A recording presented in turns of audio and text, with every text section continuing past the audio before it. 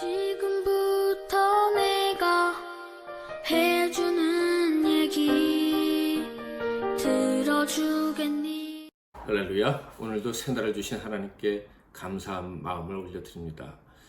찬송가 212장 1절과 2절을 찬양하겠습니다. 겸손히 주를 섬길 때 괴로운 일이 많으나 구주여 내게 힘 주사 잘 감당하게 하소서. 인자한 말을 가지고 사람을 감화시키며 갈 길을 잃은 무리를 잘 인도하게 하소서. 아멘. 오늘 하나님께서 주시는 은혜의 말씀은 이사야 29장 1절부터 14절 말씀이 되겠습니다. 이사야 29장 1절부터 14절 말씀, 제가 13절과 14절 말씀만 봉독해 드리겠습니다. 주께서 이르시되 이 백성이 입으로는 나를 가까이 하며 입술로는 나를 공경하나 그들의 마음은 내게서 멀리 떠났나니 그들이 나를 경외함은 사람의 계명으로 가르침을 받았을 뿐이라. 그러므로 내가 이 백성 중에 기이한 일 곧 기이하고 가장 기이한 일을 다시 행하리니 그들 중에서 지혜자의 지혜가 없어지고 명철자의 총명이 가려지리라. 아멘. 오늘은 형식적인 예배 생활의 결과, 형식적인 예배 생활의 결과라는 제목으로 하나님 말씀을 상고하겠습니다. 28장에 이어 계속되는 유다에 대한 경고의 말씀입니다. 하나님께서는 하나님을 신뢰하지 않고 세상을 신뢰하는 죄악이 낳는 결과가 어떤 것인지에 대해서 계속해서 가르쳐주고 계십니다. 1절과 2절을 볼까요? 슬프다 아리엘이여 아리엘이여 다윗이 친 성읍이여 해마다 절기가 돌아오려니와 내가 아리엘을 괴롭게 하리니 그가 슬퍼하고 애곡하며 내게 아리엘과 같이 되리라. 하나님께서 아리엘을 괴롭게 하실 것이다 라고 말씀하십니다. 이 아리엘은 시온, 즉 예루살렘을 의미하는 말입니다. 문자적으로는 번제단의 가장 높은 곳 상단을 의미합니다. 그러니까 유다에서도 예루살렘을 하나님께서 지금 지켜보고 계실 때 어디에 가장 관점을 두시고 주목하고 보고 계시는지를 알 수 있어요. 바로 성전의 번제단, 하나님께 제물을 드리고 태워서 바치는 그곳에 하나님께서 지금 시선을 고정하고 계시다 하는 느낌을 받게 됩니다. 번제단은 하나님께 흠과 티가 없는 제물을 불로 태워서 바치는 장소죠. 그렇다면 하나님께서는 왜 그것을 주목하고 계실까요? 자, 1절을 보면 어떤 말씀이 기록되어 있었죠? 해마다 절기가 돌아온다 라는 말씀이 있었습니다. 이 말은 이스라엘 백성들이 정해진 절기마다 시온에서 하나님께 제사했다, 예배를 드렸다 라는 것을 의미하는 말입니다. 그 제사는 당연히 전능하시고 사랑과 자비가 무한하신 하나님께 감사하고 그 하나님을 기뻐하는 제사여야 할 것입니다. 그런데 그 제사에서 가장 중요한 제물이 불타는 그 제단의 꼭대기를 괴롭게 하시겠다라는 말씀을 하시는 거예요. 이 말씀이 어떤 의미이겠습니까? 딱 받는 느낌이 그렇죠? 하나님께서 매 절기마다 예배 때마다 제수 때마다 반복되는 그 제사, 그것을 싫어하시는구나 하는 것을 느낄 수가 있습니다. 그러니까 시온에서 매번 드리는 제사가 헛된 것이었다 하는 느낌을 강하게 받습니다. 구약의 제사에서 제물을 태우는 것, 그것이 왜 중요합니까? 그 제물이란 바로 제사를 드리는 그 장본인, 그 자기 자신을 태우는 것을 의미하기 때문에 그렇습니다. 그 태운다는 게 이런 의미입니다. 재물을 태우면서 하나님, 이 죽을 재물처럼 제가 죽어야 될 죄인입니다 라는 것을 고백하는 거예요. 두 번째로는 이 죽을 죄인에게 자비를 베풀어 주옵소서. 대속해서 죽은 이 양과 소의 죽음을 받으시고 저를 용서해 주옵소서 라는 것입니다. 마지막으로는 이 같은 죄인에게 자비를 베풀어 주신 하나님께 헌신을 다짐하는 것, 그것이 바로 그 제단에서 이루어지는 일인 거예요. 그런데 하나님께서 그 번제단의 꼭대기에서부터 괴롭게 하신다라고 하셨다면 그것은 제물을 드리는 자의 태도에 문제가 있다는 거예요. 제물을 드리며 제사하는 자가 교만해서 자기가 죄인인 줄 모르는 것입니다. 그러므로 제사를 드리면서도 자비를 베풀어 주시기를 원하시는 하나님께 자비를 구하지 않는 거예요. 오히려 교만한 태도로 있는 것입니다. 그러니 당연히 하나님께서 주신 그 구원과 그 자비하심에 대한 감사로 헌신하는 마음도 생겨나지 않겠죠. 그렇다면 그 제사는 더 이상 제사가 아닌 거예요. 하나님께서 사람들에게 은혜를 주시려고 만들어 주셨고 제정하셨던 그런 제사가 아닌 거예요. 형식은 똑같을지 모르지만 그 본질은 완전히 망가져 버린 거예요. 오염돼 버린 거예요.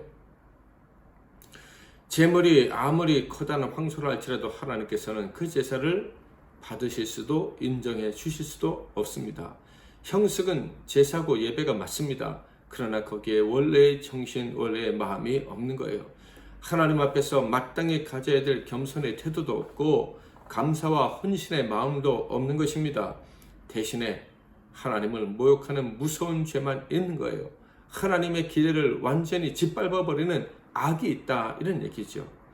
하나님께서는 하나님의 백성들이 하나님을 예배하기 위해 모이는 곳에 언제나 함께 하십니다. 마태복음 18장 20절에 보면 두세 사람이 내 이름으로 모인 곳에는 나도 그들 중에 있느니라. 사람들이 하나님의 이름으로 모였다. 이것은요, 하나님의 이름을 높여드리기 위함이에요. 하나님을 찬양하고 그를 자랑하기 위함이에요. 하나님이 기뻐하시는 일을 하기 위함입니다. 겸손히 하나님을 높이고 하나님께 받은 자비를 이웃에게 나누어 주는 것이에요. 그것을 그 예배 자리에서 해가기 때문에, 고백하기 때문에 하나님께서 기대하시면서 그 예배 자리에 함께 하시는 거예요. 그런데 유다는 처음부터 틀어져 있었던 것이죠. 그들은 자신들이 죄인이고 하나님의 자비가 필요하다는 사실을 잊고 있습니다. 그러니 당연히 자비를 베풀 줄도 모르는 거죠. 하나님을 닮아갈 수도 없어요. 하나님이 기뻐하시는 일을 할 수가 없습니다. 그저 형식만 남은 제사 예배를 드릴 뿐입니다. 그러니 그들에게 하나님의 진노가 임하는 것은 당연한 일이었습니다. 자식들이 아버지의 생신을 축하한다며 아버지를 초청했습니다. 그런데 아버지에게는 선물을 하나 달랑 드리고는 자기들끼리 먹고 마시고 취하고 떠듭니다. 그것은요, 아버지 생신을 축하하는 것이 아니라 아버지를 무시하고 조롱하는 거예요. 아버지를 화나게 하고 실망시켜 드리는 거예요. 유다의 제사, 유다의 예배가 바로 이런 것이었다 하는 것입니다. 사랑하는 성도 여러분, 지금 우리가 드리는 예배는 어떤 것일까요? 마음으로는 예배하지 않고 형식만으로 예배하는, 그래서 하나님이 멸시를 받으시게 되는 그런 예배를 드리고 있지는 않을까? 우리 자신을 진실되게 돌아볼 수 있기를 바랍니다. 만약에 우리가 그렇게 한다면 역시 하나님은 그런 교만한 우리의 예배를 참아 보실 수가 없어요. 그런 자들의 예배는 하나님이 받으시지 않을 뿐만 아니라 그 자들의 교만함을 하나님이 꺾으시고 낮춰버리십니다. 3절 4절을 볼까요? 내가 너를 사면으로 둘러 진을 치며 너를 애워 대를 쌓아 너를 치리니 내가 낮에서 땅에서 말하면 내 말소리가 낮이기 티끌에서 날 것이라. 내 목소리가 신접한 자의 목소리같이 땅에서 나며 내 말소리가 티끌에서 짓걸이리라. 무서운 적에 둘러싸여서 아무런 목소리도 낼 수 없는 칙소리도 못할 정도로 낮아지게 될 것이다. 형식적인 예배자는 이런 비참한 상황에 처하게 되는 것입니다. 조금 전에 교만함을 찾아볼래야 찾아볼 수 없는 그런 신분으로 상태로 떨어지게 되는 거예요. 교만한 자들의 진노는 여기서 끝나지 않고 계속됩니다. 그런데요, 오늘 본문 말씀에 보면 하나님의 계속된 진노의 말씀 중간에 갑자기 놀라운 말씀을 우리에게 들려주십니다. 심판하시는 중간에 복을 주시겠다는 말씀을 하는 거예요. 5절부터 8절을 볼까요? 그럴지라도 내 대적의 무리는 세미한 티끌 같겠고 강포한 자의 무리는 날려가는 겨 같으리니 그 일이 순식간에 갑자기 일어날 것이라. 만군의 여호와께서 우레와 지진과 큰 소리와 회오리 바람과 폭풍과 맹렬한 불꽃으로 그들을 징벌하실 것인즉 아리엘을 치는 열방의 무리 곧 아리엘과 그 요새를 쳐서 그를 곤고하게 하는 모든 자는 꿈같이 밤의 환상같이 되리니 줄인 자가 꿈에 먹었을지라도 깨면 그 속은 여전히 비고 목마른 자가 꿈에 마셨을지라도 깨면 곤비하며 그 속에 갈증이 있는 것 같이 시온산을 치는 열방의 무리가 그와 같으리라. 그럴지라도 라는 5절의 말씀을 기억하시기를 바랍니다. 이스라엘의 교만과 그로 인한 형식적인 제사, 예배, 그것 때문에 하나님이 징벌을 내리실 때에도 하나님은 그들을 잊지 않으신다는 거예요. 사랑하셔서 반드시 구원해 주시겠다라는 말씀입니다. 이것이 아버지의 마음이에요. 그 마음을 알고 돌아오기를 바란다. 참된 제사를 드리라. 하나님 앞에 겸비하게 서고 그분만을 의지해라 라고 말씀을 하시는 거예요. 그러나 유다는 그 마음을 알지 못해서 그래서 계속해서 심판을 받게 되는 것입니다. 그토록 가르쳐 주시고 증거를 주시고 도움을 주시고 또 약속을 주셔도 알지 못하고 거절합니다. 여전히 교만하고 여전히 예배는 형식적으로만 드립니다. 또한 세상을 의지하고 세상 즐기고 세상을 기뻐합니다.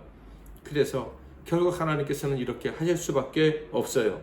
9절부터 12절 너희는 놀라고 놀라라. 너희는 맹인이 되고 맹인이 되라. 그들의 취함이 포도주로 말미암음이 아니며 그들의 비틀거림이 독주로 말미암음이 아니니라. 대저 여호와께서 깊이 잠들게 하는 영을 너희에게 부어주사 너희의 눈을 감기셨음이니 그가 선지자들과 너희의 지도자인 선견자들을 덮으셨음이라. 그러므로 모든 계시가 너희에게 봉헌책의 말처럼 되었으니 그것을 글 아는 자에게 주며 이르기를 그대에게 정하노니 이를 읽으라 하면 그가 대답하기를 그것이 봉해졌으니 나는 못 읽겠노라 할 것이요 또 그 책을 글 모르는 자에게 주며 이르기를 그대에게 청하노니 이를 읽으라 하면 그가 대답하기를 나는 그를 모른다 할 것이니라. 하나님 말씀을 들려주지 않으실 것이다. 깨닫지 못하게 할 것이다. 믿기는 믿는데 하나님을 의지하는데 그리고 술도 취한 것이다 아는데 비틀거리는 사람들이 있어요. 우리 주변에도 발견하게 됩니다. 늘 당황하며 어디로 가야 될지 벌벌 떨고 염려하며 근심하며 이러지도 못하고 저러지도 못하는 불행한 자들이 있어요. 왜요? 하나님 말씀이 기억나지 않기 때문에. 하나님 말씀이 보이지도 않고 들리지도 않으니 알 수가 없는 거예요. 무엇을요? 길을요. 내가 곧 길이요 진리요 생명이니 라고 하셨는데 그 길을 모르는 거예요. 그들은 하나님 말씀을 깨닫지 못할 뿐만 아니라 그들에게는 참 선지자가 함께하지도 않습니다. 그들 스스로 하나님의 말씀을 전하는 자를 거부한 거예요. 목자, 예언자, 선지자를 거부하니 하나님 말씀을 들을 수가 없고 그러니 늘 비틀거리며 사는 것입니다. 그들의 그 비틀거림의 절정이 무엇인 줄 아십니까? 말씀을 거부하다가 결국은 말씀을 십자가에 못 박은 거예요. 말씀 자체이시며 말씀을 온전히 먹이시며 이끄신 참 목자 예수를 십자가에 못 박은 것이죠. 사랑하는 성도 여러분, 형식적인 예배를 드리는 사람은 이미 하나님 말씀을 들을 준비가 안 돼 있는 거예요. 그래서 결국 그는 예수를 십자가에 못 박는 무서운 죄를 범하게 됩니다. 여러분은 지금 어떤 상태에 있는지 혹시 여러분 자신을 보실 수 있습니까? 볼 수 있기를 바랍니다. 이렇게 하나님의 말씀을 거절한 백성들에 대한 주님의 한탄, 그 한탄을 마지막에 우리에게 들려주고 있습니다. 13절 14절 주께서 이르시되 이 백성이 입으로는 나를 가까이 하며 입술로는 나를 공경하나 그들의 마음은 내게서 멀리 떠났나니 그들이 나를 경외함은 사람의 계명으로 가르침을 받았을 뿐이라. 그러므로 내가 이 백성 중에 기이한 일 곧 기이하고 가장 기이한 일을 다시 행하리니 그들 중에서 지혜자의 지혜가 없어지고 명철자의 총명이 가려지리라. 정말 여러분이 참 예배자가 되기를 원한다면요, 정말 입술이 아닌 중심으로 하나님을 섬길 수 있기를 바랍니다.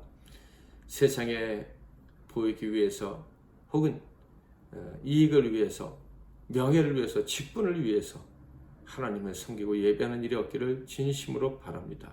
그런 자들에게는 총명과 지혜가 주어지지 않는답니다. 진심으로 하나님만을 의지하는 자, 예배를 진심으로 사모하며 겸손한 마음으로 자비를 구하며 예배하는 자, 그 사람에게만 총명과 지혜가 주어지는 거예요. 그래서 길을 알고 세상을 이기고 승리를 쟁취하는 거예요. 그런 사람들만 하나님이 높이 들어주실 거예요. 나머지는 다 바닥에 먼지처럼 짓밟히는 존재가 되게 하실 것입니다. 만약 우리 중에 형식적인 예배, 종교 생활을 하는 분이 있다면 늦기 전에 돌아올 수 있기를 바랍니다. 그래서 겸손하게 전심으로 예배를 드리는 자로 회복될 수 있기를 바랍니다. 바라기는 오늘 하루의 모든 시간들, 그리고 평생토록 하나님 앞에 예배하는 삶, 전심으로 예배하는 삶을 살 수 있기를 바랍니다. 그것이 진짜 은혜입니다. 찬송가 212장 겸손히 주를 섬길 때 3절 4절 찬양하겠습니다. 구주의 귀한 인내를 깨달아 알게 하시고 굳건한 믿음 주셔서 늘 승리하게 하소서. 장래의 영광 비추사 소망이 되게 하시며 구주와 함께 살면서 참 평강 얻게 하소서. 아멘.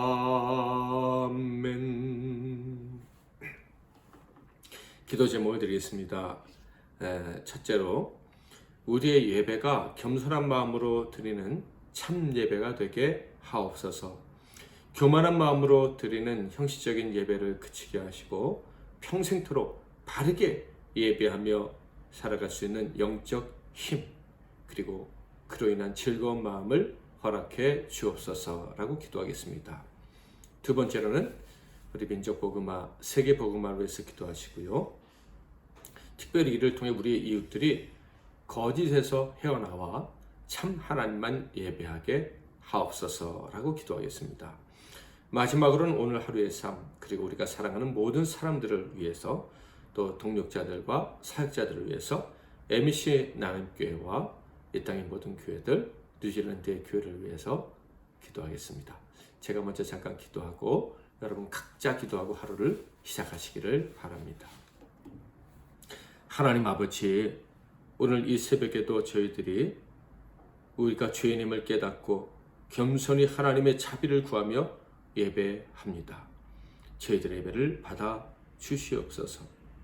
혹시라도 우리가 교만한 마음으로 마음을 다하지 아니하고 형식적으로 예배를 드린 적이 있다면 하나님 용서하여 주시고, 혹시 앞으로 우리도 모르는 사이에 그런 예배를 드린다면 속히 깨우쳐 주시고 돌이켜 참되게 예배하는, 영과 진리로 예배하는 그런 인생이 되게 하옵소서.